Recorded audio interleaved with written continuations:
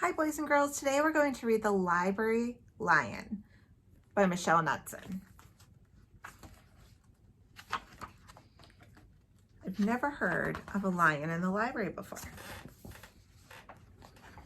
Make sure you can see the pictures. One day a lion came to the library. He walked right past the circulation desk and up into the stacks. The stacks are another name for the bookshelves.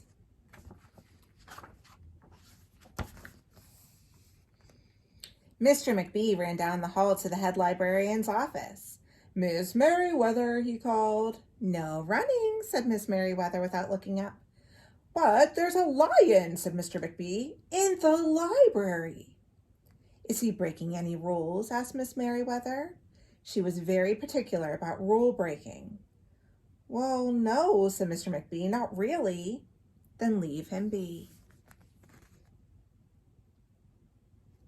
What would you do if you saw a lion in the library? Would you be like Mr. McBee and be really surprised? Or would you be like Miss Merriweather and just be like, it's okay?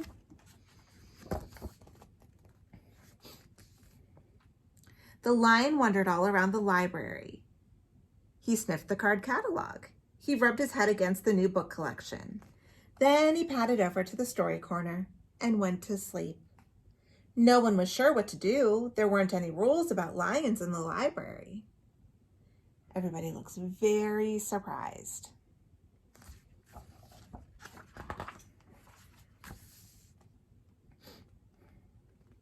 Soon it was time for story hour. There weren't any rules about lions at story hour either. The story lady seemed a little nervous, but she read out the first book's title in a good, clear voice. The lion looked up. The story lady kept on reading. The lion stayed for the next story and the story after that. He waited for another story, but the children began to walk away. I think he wants some more stories. "Story hour is over," a little girl told him. "It's time to go." The lion looked at the children. He looked at the story lady. He looked at the closed books, and then he roared very loud. Roar!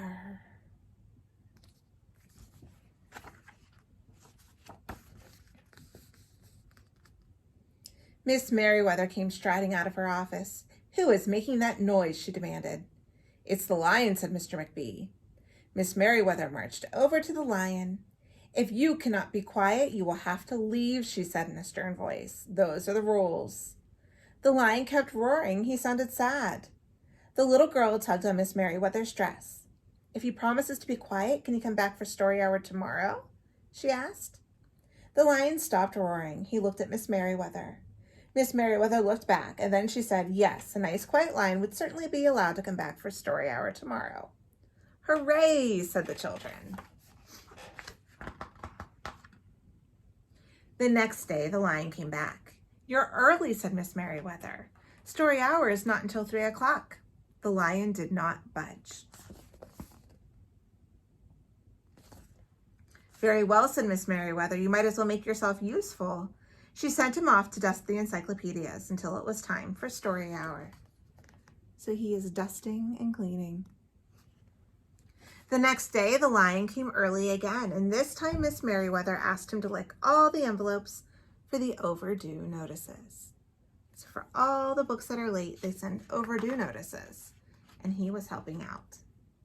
Soon the lion began doing things without being asked. He dusted the encyclopedias, he licked the envelopes, he let small children stand on his back to reach books on the highest shelves. Then he curled up in the story corner to wait for story hour to begin.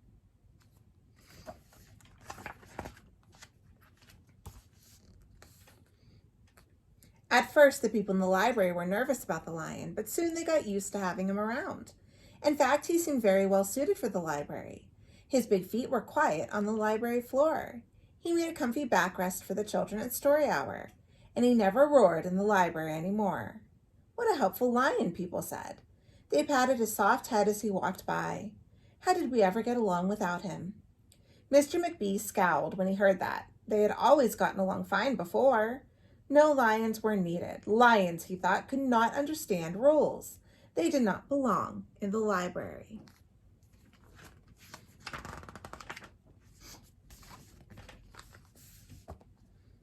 One day, after he had dusted all the encyclopedias and licked all the envelopes and helped all the small children, the lion padded down the hall to Miss Merriweather's office to see what else there was to do. There was still some time left before story hour. "Hello, Lion," said Miss Merriweather.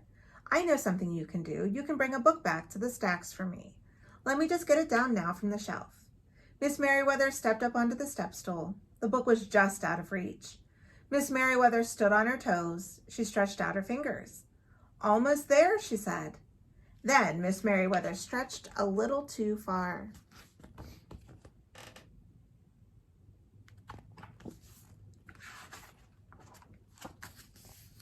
"Ouch," said Miss Merriweather softly. She did not get up. "Mr. McBee," she called after a minute. "Mr. McBee." But Mr. McBee was at the circulation desk. He could not hear her calling. "Lion," said Miss Merriweather, "please go and get Mr. McBee." The lion ran down the hall. "No running," Miss Merriweather called after him.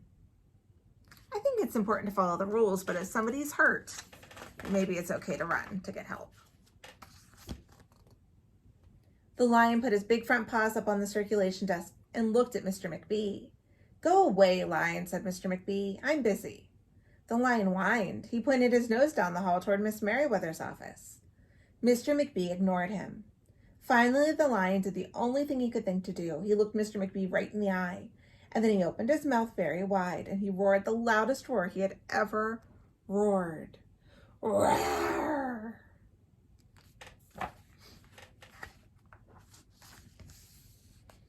Mr. McBee gasped. "You are not being quiet," he said to the lion. "You are breaking the rules." Mr. McBee walked down the hall as fast as he could. The lion did not follow him. He had broken the rules. He knew what that meant. He hung his head and walked toward the doors. Mr. McBee did not notice. "Miss Merriweather," he called as he walked. "Miss Merriweather, the lion broke the rules. The lion broke the rules." Oh, the lion looked so sad. He burst into Miss Merriweather's office. She was not in her chair. "Miss Merriweather," he asked. "Sometimes," said Miss Merriweather from the floor behind her desk. "There's a good reason to break the rules, even in the library. Now please go call a doctor. I think I've broken my arm." Mr. McBee ran to call a doctor. "No running," Miss Merriweather called after him.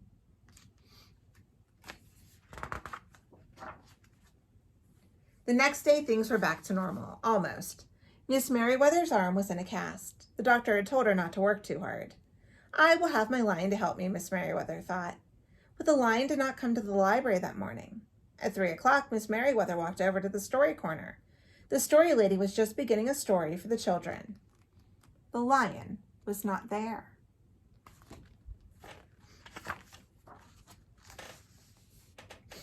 People in the library kept looking up from their books and computer screens, hoping they would see a familiar furry face, but the lion did not come that day. The lion did not come the next day either, or the day after that.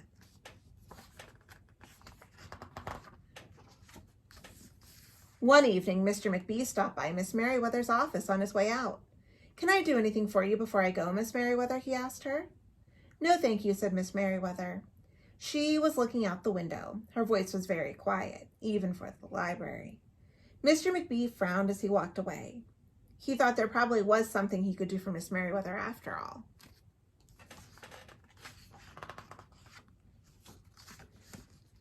Mr. McBee left the library, but he did not go home. He walked around the neighborhood. He looked under cars. He looked behind bushes. He looked in the backyard, trash cans, and tree houses.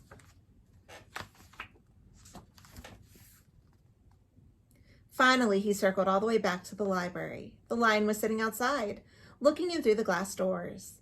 "Hello, Lion," said Mr. McBee. The lion did not turn around. "I thought you might like to know," said Mr. McBee, "that there's a new rule in the library.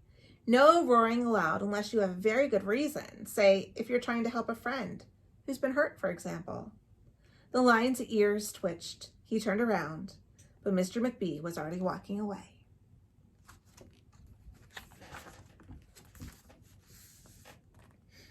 The next day, Mr. McBee walked down the hall to Miss Merriweather's office. "What is it, Mr. McBee?" asked Miss Merriweather in her new, sad, quiet voice. "I thought you might like to know," said Mr. McBee, "that there's a lion in the library." Miss Merriweather jumped up from her chair and ran down the hall.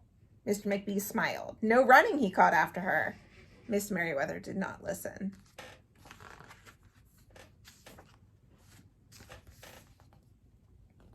Sometimes there was a good reason to break the rules, even in the library.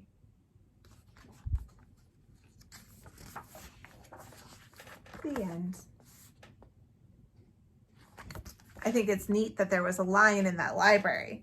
I don't know what we would do if we had a lion in ours, though. Do you think that would be very safe? I'm not so sure. Have a great day.